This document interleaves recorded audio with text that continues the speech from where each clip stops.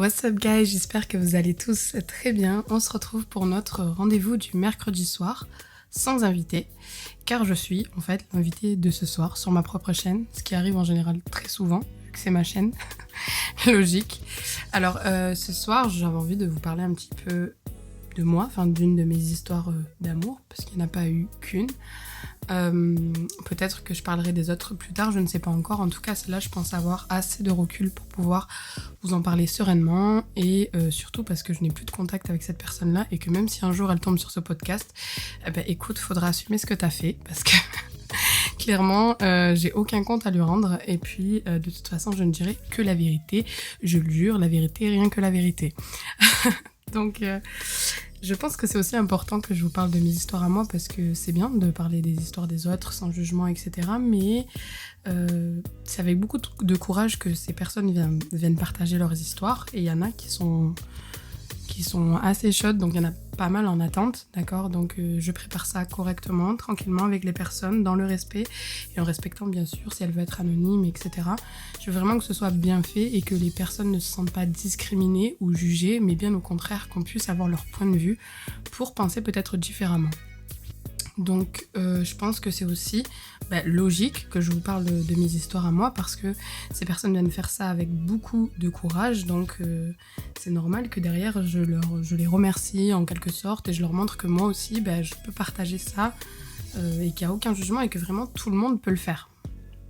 Donc je vais vous raconter une histoire qui est très ancienne car à ce moment-là j'avais 15 ans, donc l'histoire commence quand j'avais 15 ans, aujourd'hui j'en ai 24, donc on parle bien de il y a 9 ans. Yes, je me sens super jeune d'un coup. Donc, par contre, oui, j'ai la voix cassée. Je suis malade. J'étais pas censée faire de podcast parce que justement, j'ai la voix cassée et c'est pas du tout la même que d'habitude. Alors, certes, ça peut faire un peu un style de voix rock assez agréable, mais ne vous y habituez pas parce que c'est pas la voix que j'ai habituellement. Je préfère ma voix habituelle, peut-être pas tout le monde, mais bon, en tout cas, vous aurez cette voix rock et suave pour ce soir. Donc, cette histoire remonte, donc du coup, il y a 9 ans. Donc, j'étais au lycée. Ça a été mon premier amour officiel, on va dire. Parce que bon, mon premier amour, mon premier bisou, c'était en 3e. Avec une personne complètement différente. Il faut savoir que moi, j'avais des parents très très stricts. Donc, je ne pouvais pas sortir quand je voulais. C'était maison, école. Et ça a été jusqu'à mes 18 ans. Donc, cette personne en 3e, je l'ai rencontrée. J'étais peut-être... ouais, oui, je l'ai rencontré au basket, donc parce que c'était une activité extrascolaire et j'en avais pas beaucoup à part le sport, parce que je faisais beaucoup de sport et du coup je rencontrais des gens directement là-bas. C'était, on va dire, un petit peu le seul moyen que je rencontre des gens ou dans mon entourage. Donc voilà, là, mon premier chéri, je l'ai vraiment rencontré au sport et puis on se voyait dans des activités par rapport au sport. On se voyait au basket, on se voyait quand on allait voir des matchs de basket, mais voilà, je le voyais vraiment pas à l'extérieur. Je crois que j'ai dû aller une fois ou deux au McDo, au cinéma avec lui et encore, c'était tendu. Donc j'avais pas le droit trop aux amourettes. C'est vrai que bon là, c'était un peu enfantin, donc mes parents laissaient un peu passer, mais quand j'ai grandi, ils ont un peu serré la bride encore plus parce qu'ils se disaient bon, les choses sérieuses elles arrivent, on a un petit peu peur, ce que je peux comprendre mais avec du recul que je ne préconise pas non plus parce que c'était vraiment m'enfermer dans une coquille et le jour où j'ai eu 18 ans j'ai vraiment explosé quoi, clairement. Pas pour vous dire que j'ai fait un tas de conneries ou quoi que ce soit, mais c'est juste que j'avais l'impression d'être un peu prisonnière quoi. Et dans cette relation ça ne va pas m'aider et vous allez voir pourquoi. Donc du coup, à mes 15 ans, je suis invitée à l'anniversaire du meilleur ami de mon grand cousin. Donc c'est une personne que je trouvais très charmant. Je sais pas pourquoi je le trouvais aussi charmant, je pense parce que j'étais jeune et que quand on est jeune, on trouve facilement un plus grand charmant. Il était beaucoup plus grand que moi, à savoir qu'il avait 6 ans de plus que moi, donc à l'époque il avait 21 ans et j'en avais 15, donc pour vous dire à quel point il y a cet écart-là. Donc on se retrouve à l'anniversaire de ce gars-là qui habitait dans une méchante maison et tout. Donc je sais pas pourquoi on va à son anniversaire à lui, mais on y va. Donc du coup, la soirée se passe, machin et tout. Je le trouve très beau, mais je me dis bon, te fais pas de film, t'as 15 ans, genre, hein, il a 15 ans, t'as 15 ans, il a 21 ans, il est dans la fleur de l'âge, il doit serrer pas mal de gadgets, quoi. Donc voilà, et puis de toute façon, il y avait mon père et tout, donc un ice contact et je revenais directement à la surface, quoi. Mais je mets ça de côté. Je mets ça de côté dans le sens où il me plaisait vraiment, etc. et tout. Chose que je ne savais pas, c'est que je lui plaisais aussi. Bon, ce qui est un peu chelou, parce que j'avais 15 ans, il en avait 21, donc je me suis pas du tout fait de film, alors que bon, il y en avait. Je sais pas par quel moyen il me trouve sur Facebook, sûrement les amis en commun, etc. et tout, et il m'ajoute. Donc là, hyper saucée la meuf. Donc du coup, je l'ajoute, etc. et tout. Mais bon, voilà, il faut savoir que ce mec-là, c'était le meilleur ami de mon grand cousin, d'accord, donc il avait plus de 6 ans de plus que moi, parce que mon grand cousin est plus grand que ce gars-là. Donc du coup, c'était son meilleur ami. Et à savoir qu'il était aussi déjà sorti avec ma cousine. Du coup, alors, il y a mon cousin, c'est son meilleur ami, il a une sœur, et cette sœur était déjà sortie avec lui à l'époque où eux, ils avaient 15 ans. Donc 6 ans en arrière. Donc autant vous dire qu'il avait beau être mignon, tout ce que vous voulez, mais ça me réfrénait un maximum. Je me suis dit, il est sorti avec ma cousine, c'est des histoires de grands, moi je suis encore petite, etc. et tout, mais bon, c'est vrai qu'il est mignon, il est un peu bronzé, typé italien, espagnol, bon, pas mon style aujourd'hui, mais c'est vrai qu'à l'époque, il me faisait de l'effet. Enfin, je le trouvais juste mignon, quoi. Effet, j'avais 15 ans, moi je joue encore au Barbie, enfin voilà, quoi. Enfin bref, oui, j'ai joué au Barbie tard, oui, je tiens à mettre le point là-dessus. J'étais un bébé pendant longtemps, ce qui n'est pas forcément une mauvaise chose. Donc du coup, on continue sur cette histoire. Donc il s'appelait Romain. Oups. Non, je ne vais pas inventer de nom. Et si tu tombes sur ton nom, eh ben écoute, assume maintenant. Donc du coup, ce fameux Romain, il était... Comment dire ? Il était un peu bizarre. En vrai, il était un peu bizarre. Parce que pour s'intéresser à une fille de 15 ans, c'est qu'il y avait un problème. Donc il m'ajoute sur Facebook, on commence à parler et tout. Mais je vous dis, j'étais très réfrénée par le fait qu'il soit sorti avec ma cousine et le fait que je sois très jeune, surtout. Et il me dit, franchement, dommage que tu sois jeune, machin, un jour je te marierai, enfin, tralali, tralala. Oui, bien sûr, t'as 15 ans, tu commences un peu à boire ses paroles quand même. C'est vraiment ton réel premier coup de cœur, et puis voilà, tu réfléchis, et en même temps, tu es un peu emballé, quoi. Je crois que je le recroise plusieurs fois à des fêtes de famille, dont une où le jour où je le croise, j'étais tellement choquée de le croiser que quand je suis arrivée devant lui, j'ai bégayé et je lui ai fait la bise de travers, genre je lui ai limite mis un coup de tête tellement j'étais à cran. En plus, c'est une soirée où je suis arrivée en retard parce que j'avais des compétitions de natation synchronisée et j'arrive avec le chignon à moitié machin. Genre vraiment, j'arrive en vrac, je fais la bise à tout le monde, c'était dans une salle, je me rappelle. Et j'arrive à lui et d'un coup je bégaye, je me dis, qu'est-ce qu'il fout là, ce mec? Et en fait, il était juste pas invité de base, mais il était avec mon cousin, qui est son meilleur ami, donc du coup, il l'avait emmené, mais il était pas du tout censé être là, et sachant qu'on se parlait déjà sur Facebook, et que j'essayais de mettre vraiment des limites, parce que je savais que c'était pas forcément quelque chose de bon, et que ça allait pas mener forcément à quelque chose de bon, mais bon, voilà. Donc plusieurs fois, il me parle, il me dit, putain, dommage que tu sois jeune, et tout, et tout, et tout, et en fait, on se parle pendant des années, jusqu'à à peu près mes 17 ans, enfin pendant des années, pendant à peu près 2 ans. Et un jour, il me dit, bon, en fait, j'ai vraiment très très envie de te voir. Si tu veux, ce soir, je viens te chercher au lycée. Ouais, moyen, non, pas vraiment. Pas très chaude par le fait qu'il vienne me chercher au lycée parce que déjà, on peut nous voir. Et puis, bah, t'es super grand, mon gars. Enfin, là, t'as 23 ans, quoi. Non, genre, ça fait un peu pédophile de venir devant le lycée alors que tu y es plus. En plus, pas du tout son lycée parce qu'on n'était pas du tout de la même ville, donc un peu chelou. Mais je lui dis, écoute, non, tu peux pas et tout. Sauf que ce jour-là, il vient quand même, sans que je m'en rende compte. Donc il vient quand même au lycée. Et en fait, il s'arrête devant moi et tout. Et moi, je capte que c'est lui. Et là, je vrille dans ma tête. Je me dis, mais quoi ? Genre, on habite peut-être à 40 minutes. Le mec vient quand même jusqu'à mon lycée et tout. Hyper mal à l'aise et tout. Il me dit, bah monte, machin et tout, je sais pas quoi et tout. Donc je lui dis, bah il faut que tu comprennes que je peux pas monter en voiture avec toi. Mes parents, s'ils le savent, ils vont me défoncer. Et moi, j'avais très très peur de mes parents. Et du coup, je lui dis, je peux monter 5 minutes pour qu'on discute, mais tu me ramènes pas chez moi. Je prends mon bus, après je pars. Je crois qu'il me restait 1 heure avant les derniers bus, un truc comme ça. Donc du coup, je monte dans la voiture avec lui. Et on commence à discuter, etc. Il me dit, putain, t'es encore plus jolie en vrai, puis t'es intelligente, tu vas à l'école, machin et tout. Oui, bah, je suis juste en terminale L, quoi. Enfin, c'est pas un truc de fou pour moi à l'époque. Et puis, j'ai toujours été une bonne élève, donc qu'ils me disent ça, ça me fait doucement rire, quoi. Et puis, bon, ça sentait un peu la disquette à plein nez, quoi. Pour vous dire, j'étais tellement perturbée par ce mec que j'avais les jambes qui tremblaient, en fait. C'est une des seules fois où j'ai eu les jambes qui tremblent. C'est-à-dire qu'il m'avait pas touché ni rien, mais on était juste assis l'un à côté de l'autre dans une voiture et j'avais vraiment les jambes qui tremblaient. J'étais au bout de ma vie. Clairement, j'étais au bout de ma vie. Je me disais, mais quoi, pourquoi, comment? Je me sentais tellement mal, genre en fait, tellement bien et en même temps tellement mal. Je sais pas comment vous expliquer, mais tu sais, quand t'as cet effet de papillon dans le ventre, tes jambes qui tremblent, etc. et tout. Et là, il pose sa main sur ma jambe. Et je lui dis, lève tout de suite ta main. Lève tout de suite ta main. J'ai cru que mon cœur, il allait exploser. Mais lui, il devait avoir l'habitude de mettre correctement sa main sur les genoux des meufs et tout. Mais moi, j'avais 17 ans. J'avais aucune expérience avec personne. Je sortais jamais avec personne. Donc non, tu fais pas ça du tout en fait. Donc je me rappelle que notre premier bisou, c'était ce jour-là.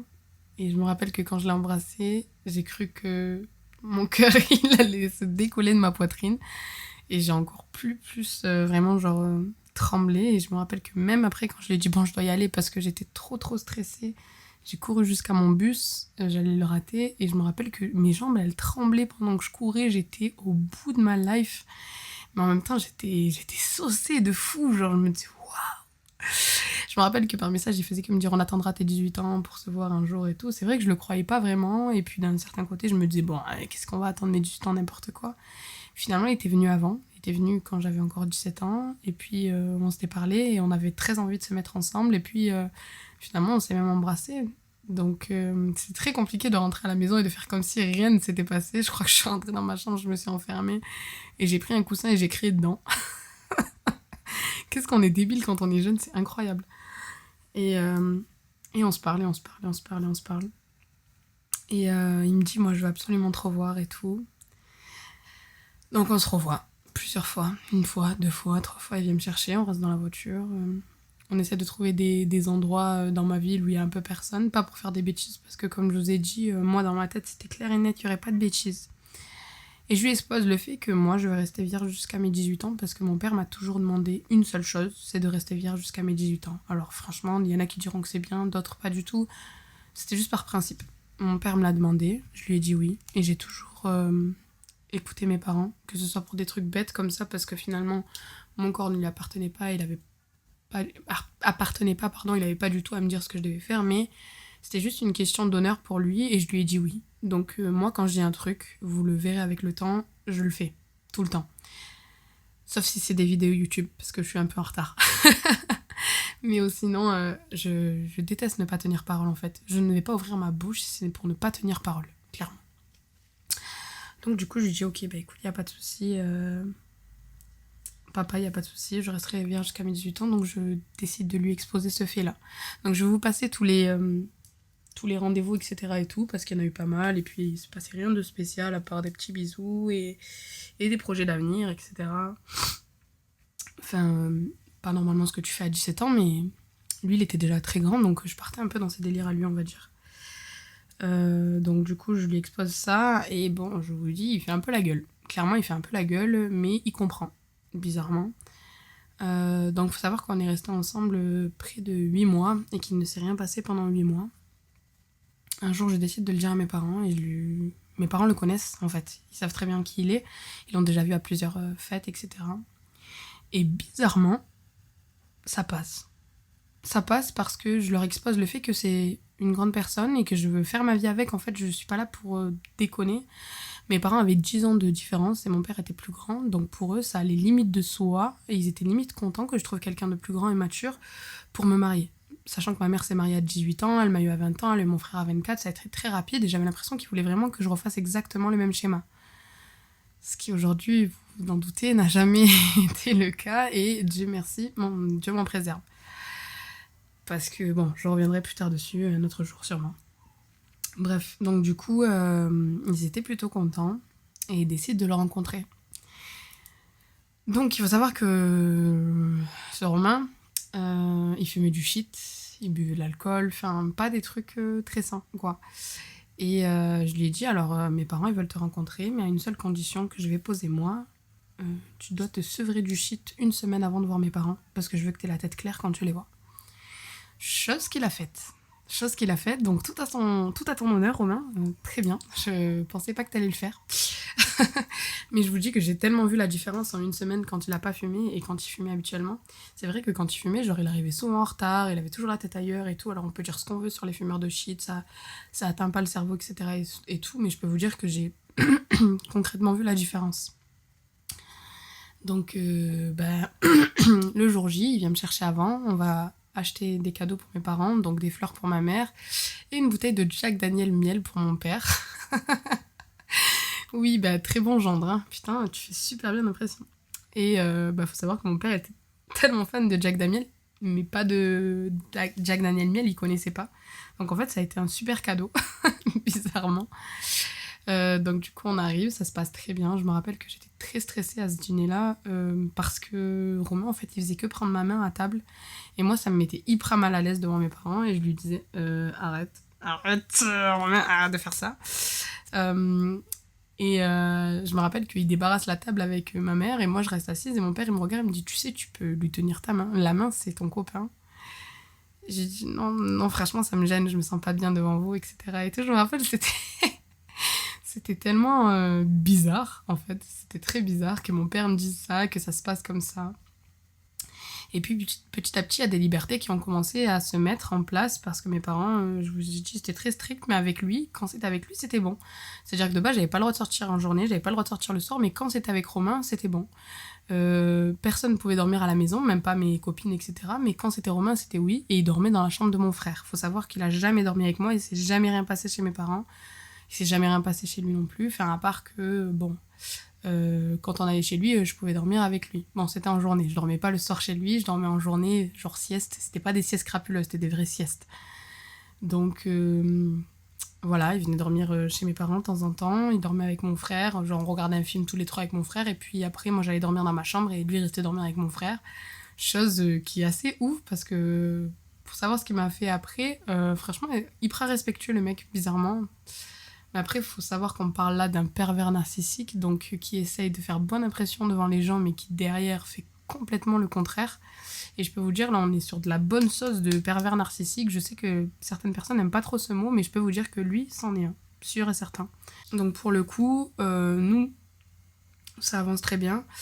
Il décide de me présenter à sa mère aussi, donc dans un dîner assez bizarre. Donc faut savoir que ses parents étaient divorcés, donc il me présente d'abord à sa mère, après il me présente à son père. Son père, franchement, très quali, un monsieur très gentil. Sa maman, j'avais l'impression qu'il y avait un couac, qu'elle me kiffait pas tant que ça. Et sans vous mentir, je sentais même du racisme et beaucoup de jugement. Mais j'étais jeune, en fait, donc j'ai jamais appuyé là-dessus et je me suis jamais confrontée à elle. Et puis, de toute façon, j'aurais jamais osé parce que, question de respect, moi, on m'a bien éduquée et je ne suis pas raciste, je ne suis pas sur les préjugés, etc. Donc, bon, j'ai un peu laissé passer. Faut dire que voilà, les après-midi, en fait, lui, il avait une piscine, donc on allait souvent à la piscine chez lui, etc. et tout. Donc faut savoir que c'était la période où moi, je passais mon bac.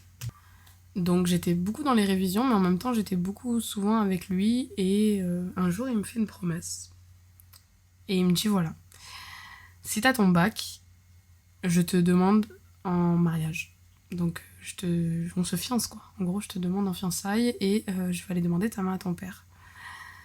Chose qu'il allait faire, vraiment. En fait, c'est ouf d'en parler aujourd'hui. Avec le recul, 17 ans, c'est fiancé, mais waouh. Donc je lui dis ok. Moi, mais trop excitée en fait. Il me dit bon voilà, on trouvera un appart, on habitera ensemble. Ta voiture, ma voiture, ça deviendra la tienne.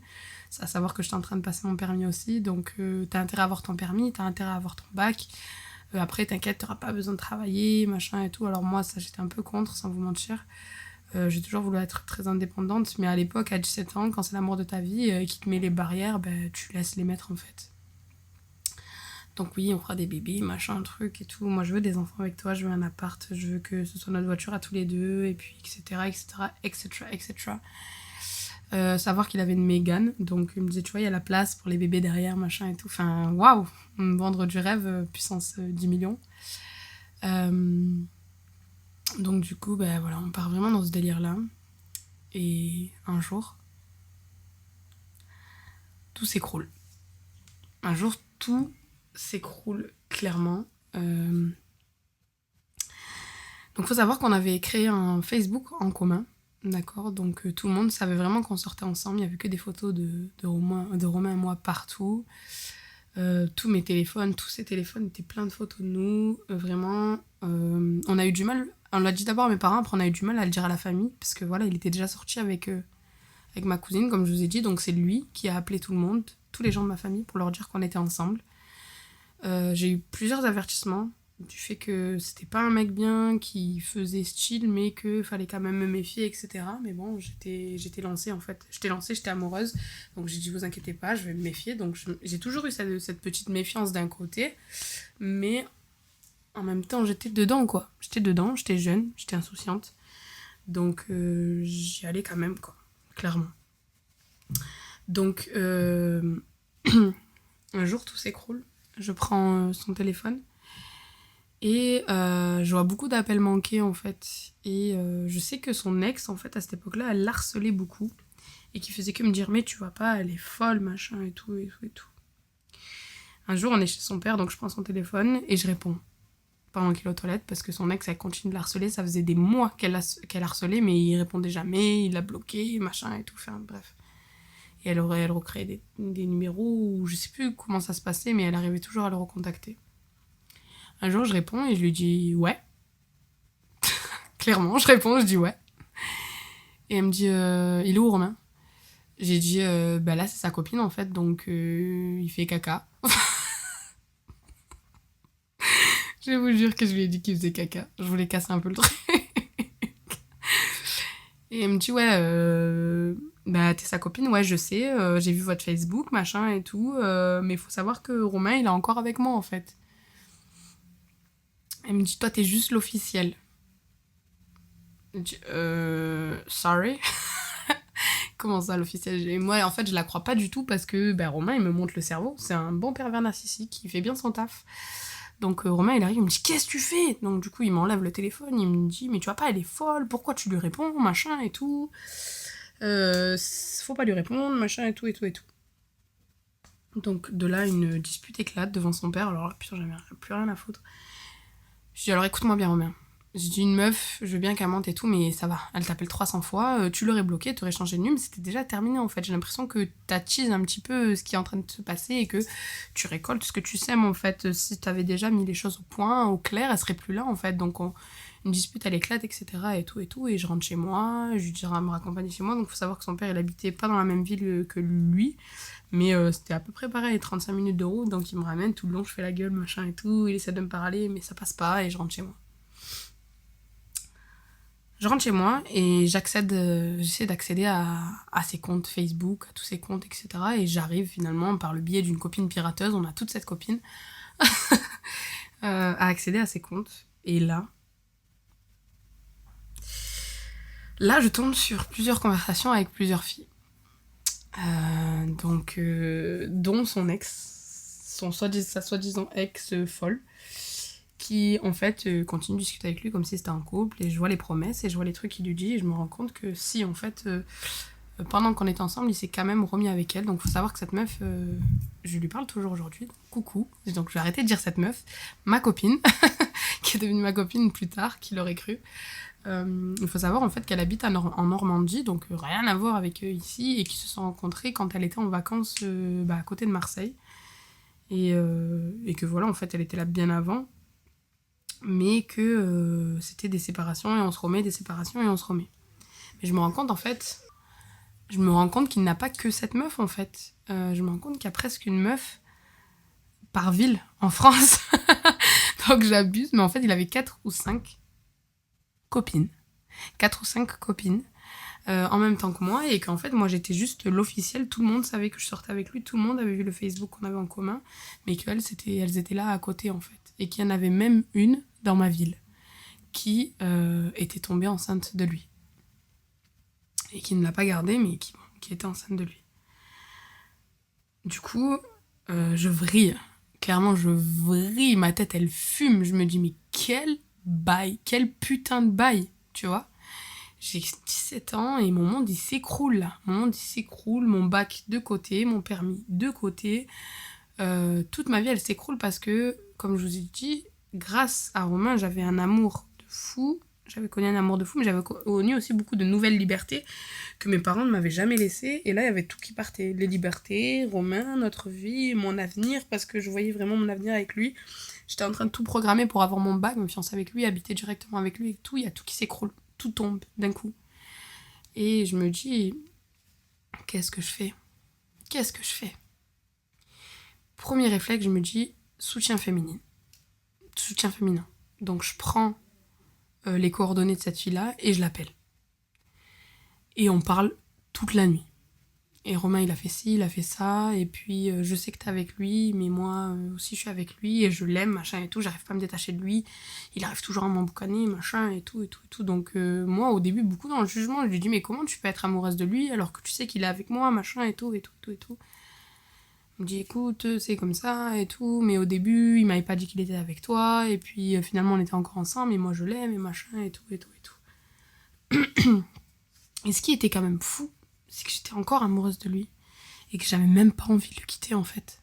J'avais ce sentiment que même s'il me trompait 14 fois, j'aurais pu rester avec lui.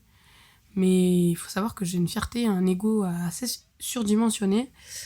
Et je dirais une fierté. Ego, non, mais je déteste qu'on touche à ma fierté en fait. Et c'est ma fierté en fait qui me ramène un peu à l'esprit que non, en fait, tu vaux beaucoup mieux que ça, mais t'as tellement de projets avec lui, en fait, c'était très dur. Je dis la vérité, c'était très dur. Et en fait, je prends contact avec toutes les filles, finalement. Et j'arrive à celle de ma ville, qui, elle, est complètement, mais à percher à l'ouest. Même s'il est avec toi, Romain m'aime plus. De toute façon, je suis enceinte de lui, et puis machin, et puis truc. Et il n'y a qu'avec elle que ça passe pas, en fait, où je me dispute. Et je lui dis, bah écoute, meuf, fais ce que tu veux. Ça part en insultes, ça part en tout ce que tu veux. Ça part en... Alors, faut savoir que moi, j'avais pas encore mon permis, mais j'avais ma voiture. Ça part en, ouais, je vais retrouver ta voiture, je vais te crever les pneus, je sais pas quoi et tout. Ça part en, bah vas-y, viens me crever tes pneus, je te nique tes morts, en fait, clairement. Excusez-moi du terme. Mais bon, faut savoir qu'à 17 ans, j'étais grave une teigne en plus, donc je sais pas, tu touches à mon mec, tu veux toucher à ma voiture, mais nique ta mère, en fait. Clairement, je vais te démarrer. Je te croise en ville, je te démarre. Voilà. Donc, clairement... Comment vous dire que ça se passe tellement bien avec cette première fille que j'appelle, que je lui dis, bon écoute, on va faire un truc toi et moi. Je ne vais pas dire à Romain que je suis au courant, et tu vas venir chez moi. Donc tu prends ton billet en Normandie là et tu viens chez moi. Et puis on va donner rendez-vous à Romain sur la plage et on va y aller. Et vous savez ce qu'elle a répondu ? Elle a dit ok. Elle a dit ok, je prends mon billet et j'arrive. Donc elle prend son billet et elle vient chez moi. Franchement, une perle. Une perle, cette fille, une perle jusqu'à aujourd'hui. Je l'apprécie beaucoup. Donc on rigole et on parle de Romain et tout. Tout en sachant qu'il y avait toujours cette rivalité de qui va choisir... Romain, qui va-t-il choisir ? Et pourtant, il n'y avait pas de qui elle va choisir ou quoi que ce soit, de base. Parce que le meilleur pour nous deux, c'était qu'on le quitte toutes les deux et qu'on le nargue. Donc on lui donne rendez-vous quelque part, je crois que c'était à la plage, il me semble bien. Donc je ne me rappelle pas exactement de tous les détails, parce qu'il faut savoir que j'ai une mémoire très sélective et qu'il m'est arrivé beaucoup de choses dans ma vie après, ce qui fait qu'il y a beaucoup de détails qui se sont effacés, et il y en a beaucoup qui sont trash, donc je vais un peu passer, et je pense que vous avez déjà pas mal de trash dans ce podcast. Donc en fait, clairement, il arrive et il nous voit toutes les deux. Et en fait, au lieu de réagir en mode « Oh putain, je suis dans la merde », il était hyper content de voir les deux femmes de sa life là ensemble. Il était hyper content et il a passé l'après-midi avec nous comme si de rien n'était. Comme si c'était normal en fait, comme s'il était trop content et il se disait « Putain, mais même moi, j'aurais jamais réussi à les rassembler toutes les deux. » Et là, elles sont là, genre tu vois. Moi, j'hallucine. Je me dis non mais qu'est-ce qui se passe ? Comment j'ai pu sortir avec lui ? Mais je continue de l'aimer. Je continue d'être à fond sur lui en fait. Donc du coup, je décide d'aller nager un petit peu jusqu'au bouée parce que je me dis je vais l'étrangler en fait. Je vais l'étrangler. Donc je vais nager jusqu'au bouée, donc jusqu'au fond. Et arrivé au bouée, je nage un peu et tout. D'un coup, je sens une main sur mon épaule et c'est lui en fait. Il me dit, je comprends pas pourquoi t'as fait ça, tu sais de toute façon que c'est toi la femme de ma vie, machin et tout. Et je lui dis, mais juste laisse-moi en fait, laisse-moi, sors de ma vie, genre sors vraiment de ma vie.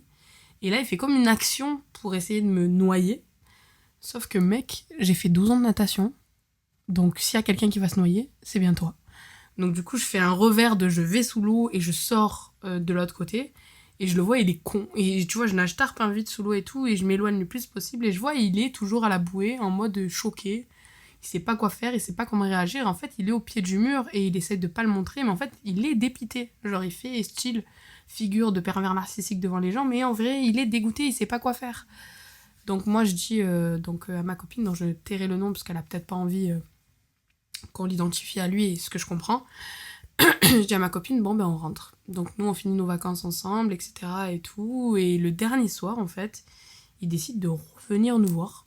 Donc nous on était donc dans ma ville, à côté de la chapelle. Donc on faisait des photos parce que voilà, il y avait une lumière assez tamisée cool. Et en fait, je crois que c'est elle qui parle avec lui et que j'étais pas du tout au courant, et il décide de nous rejoindre. Donc là, je vous dirai la vérité, je me rappelle plus du tout comment ça s'est passé, mais je sais que pareil, continue à charabia, nanani, nanana, et puis elle rentre. Elle rentre chez elle, et en fait, moi, Romain, il sort pas du tout de ma tête. Mais pas du tout, encore à fond sur lui, et je l'aime, et je veux pas que ça se termine, en fait, même après tout ce qui s'est passé. Il faut savoir qu'on ne l'avait pas fait. D'accord? Donc on l'avait pas fait, on n'avait pas couché ensemble, parce que voilà, j'attendais mes 18 ans, mais en fait, le temps passe, et moi, je fais mes 18 ans le 28 mai. Et puis je passe mon bac, sachant que j'avais 14 voire 16 de moyenne quand j'étais au lycée. Et devinez quoi, je suis au rattrapage. Je suis au rattrapage puisqu'en fait je suis au bout de ma vie. Depuis que j'ai appris tout ça, j'ai envie de mourir.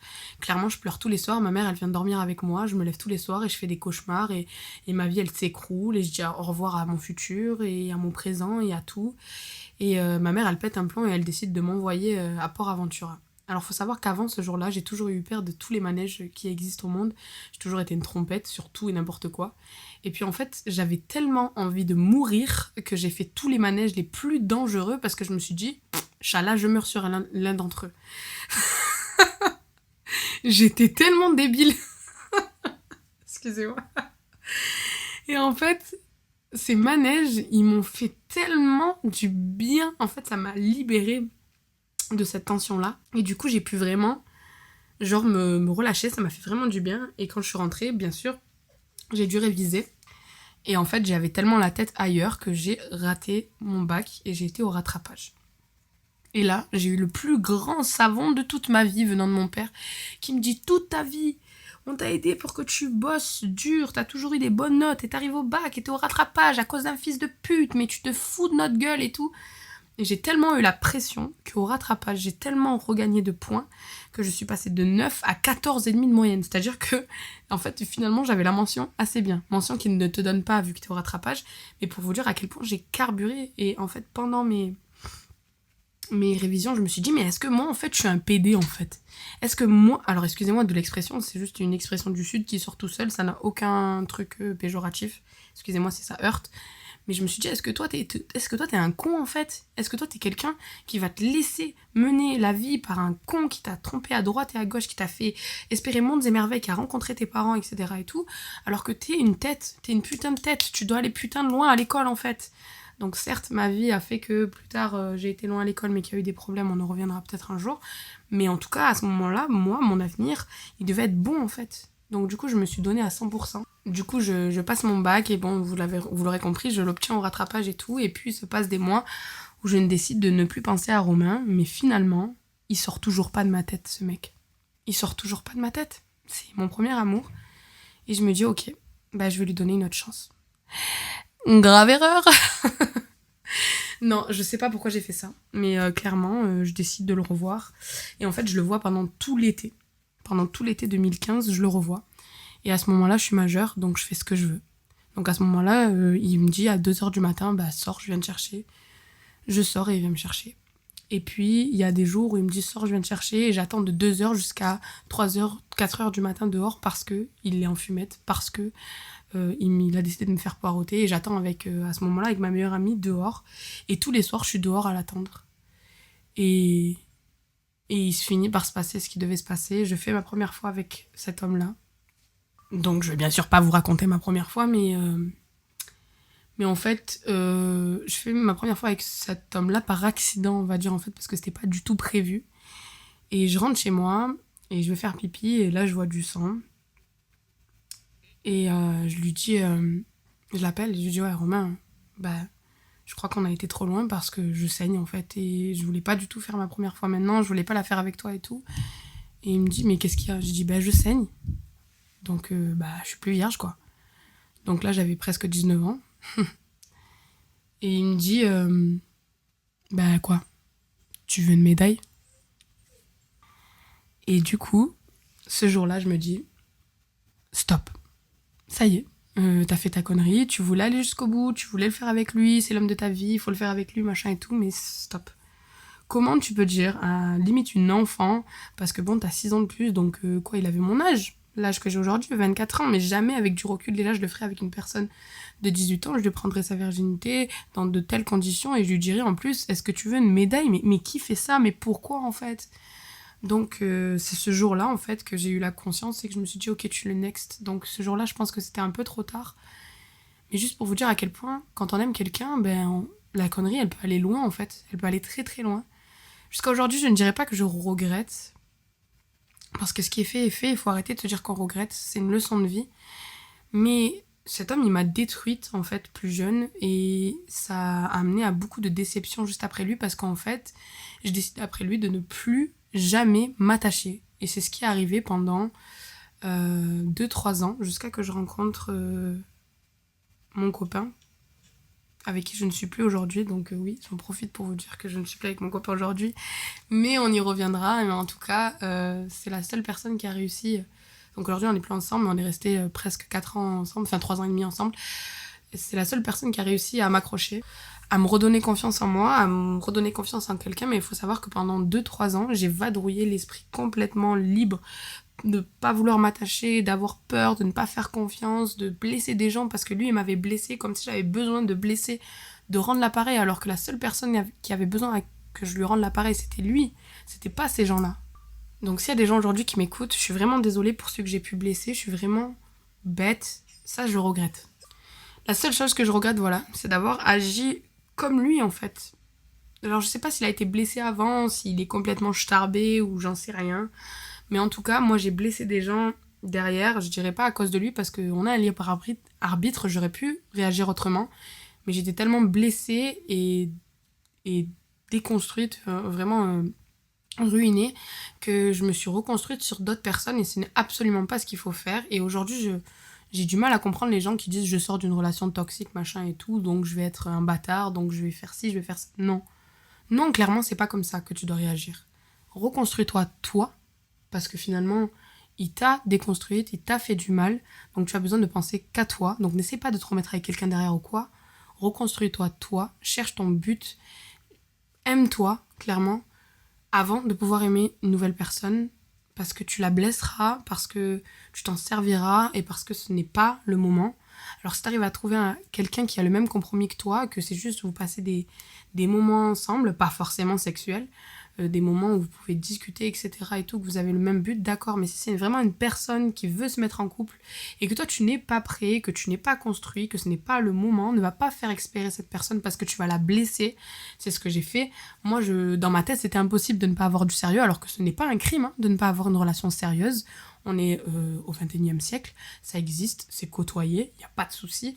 Mais moi, en fait, dans ma tête, j'avais toujours été conditionnée pour du sérieux, donc c'est ce que je faisais, je me mettais avec une personne sérieuse et tout, mais j'agissais comme si je ne l'étais pas. Alors, je sais pas que je la trompais ou quoi que ce soit, mais c'est que je demandais pas de nouvelles, je la calculais pas, je lui donnais pas d'importance, et puis voilà, et j'ai blessé beaucoup de gens comme ça, et je pense qu'il y en a même avec qui on s'est blessé mutuellement, bien que je n'ai eu aucune attache avec ces gens-là. Je pense que chaque histoire aura vraiment sa morale et du coup sa leçon. Et si, voilà, je peux en tirer une, c'est vraiment après une relation toxique, compliquée, que ce soit un pervers narcissique ou peu importe, on a besoin d'une reconstruction personnelle. Que ce soit mentale, que ce soit physique, peu importe. Alors, pour cette relation-là, moi j'ai plutôt eu une déconstruction mentale. Et puis pour d'autres, j'ai eu, pour une autre, qu'on verra plus tard, c'était plutôt physique. Mais dans tous les cas, tu as besoin de te reconstruire. Tu as besoin de t'aimer, de te connaître et de savoir exactement ce que tu veux avant de te remettre avec une personne. Parce que si tu ne t'aimes pas, tu ne cautionneras pas que quelqu'un d'autre t'aime et tu ne comprendras pas pourquoi il t'aime et ça créera des litiges, ça créera de la jalousie, du manque de confiance en soi et des choses qui ne seraient pas là si tu ne t'es pas mis en couple directement. Genre, si tu t'étais posé et que tu avais attendu le temps qu'il fallait pour te reconstruire, c'était bon. Mais pendant ce temps-là, je te dis pas de faire l'ermite, de sortir avec personne, de ne pas voir du monde. Au contraire, c'est en sortant avec des gens qui ont le même optique que toi que tu vas savoir ce que tu veux et ce que tu ne veux pas. Et juste en vivant, en fait, mais en pensant juste à toi. Parce qu'en fait, t'as le droit de penser à toi. T'as le droit de te reconstruire. T'as le droit d'avoir ce recul-là et de dire non, moi je n'ai pas de temps à accorder à une relation, je n'ai pas de temps à accorder à quelqu'un. Là, j'ai besoin de vivre pour moi. Parce que demain, si tu meurs, t'auras pas vécu pour toi.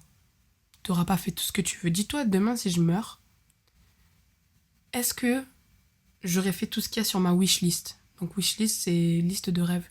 Est-ce que j'aurais sauté en parachute? Est-ce que j'aurais, je sais pas moi, fait un bisou sous les chutes du Niagara? Enfin, j'en sais rien, des trucs cons, mais fais ce que t'as envie, en fait. Bats-toi pour ce que tu veux vraiment. Bats-toi pour ce que tu veux vraiment. Autant tes goals professionnels que sentimentales, que amicales, que tout. Il faut vraiment que tu te battes pour ce que tu veux, que tu deviennes la personne que tu veux être avant de trouver celle que tu veux. Et je resterai sur ces mots-là.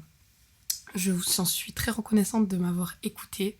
J'espère que cette histoire qui vient de moi ce soir vous aura apporté quelque chose et que ça vous fera du bien de savoir que peut-être vous n'êtes pas seul.